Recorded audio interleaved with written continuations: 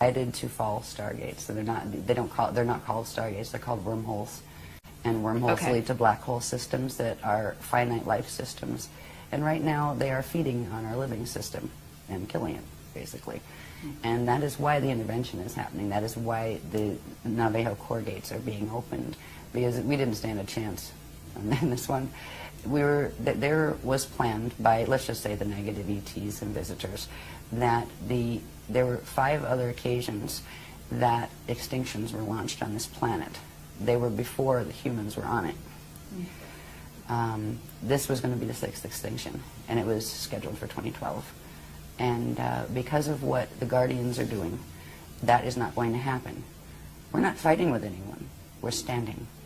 We're standing in the frequency as the Christ, and we were being taught Masters Templar mechanics to be able to assist them, or the ground crew, just like on the other side you have what we call the Metatronic crew that are working the Atlantean Death Star Merkaba stuff that is what runs the wormholes. There's a whole bunch of people running around thinking they're doing ascension that aren't. And that is what is heartbreaking. Yes. When I started to go public with the Guardian teachings, like, oh, great, you know, it's going to be great, and the New Age movement, and everybody, you know, we're going to love each other. Oh, my God. I ended up like the black sheep in the New Age movement. Why? Because we exposed the teachings of Thoth. Not any of the people here. We exposed the records. Thoth broke the Emerald Covenant way back in the Atlantean period. He stole one of the CDD plates, took the knowledge from it, and created the Emerald Tablets of Thoth, which had a bunch of mechanics that were the Death Star mechanics. He helped in the takeover, and he still is, because that being is still in existence. He pops back and forth. You know, he can travel through time in his little Death Star Merkaba, but it wasn't just Thoth. There's a whole bunch of them. So when it was pretty heartbreaking as this information, because I was thinking, oh great, we're all going to love each other, and it's ascension time. Yeah, right.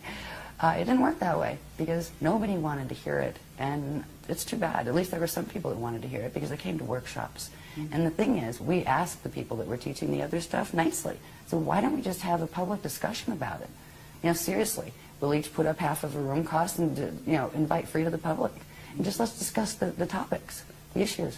They wouldn't. But what they started to do was blackball me behind my back at the workshops, tell people to be afraid of me, tell them, oh, you'll die if you use your Merkaba that way.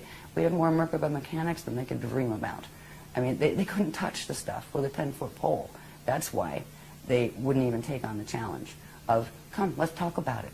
Let's talk about the history. That's, you know, that you can say, well, it's this or that. But these mechanics are indisputable, because they don't have the things that link them together. The Guardians showed us all of these different things, sacred geometry, how it fit, not just, oh, here it's a this. What is a that? What does it mean? How does it connect to the cosmos? They showed cosmic structure in order to show how it's supposed to work, and then they showed where the distortions they're teaching fit and what they do to pervert it. So it's been very intense since we came out with the work, and it hasn't changed. But there's a group of us that just resonate with this and go, wow. Yeah, just wow. Okay. No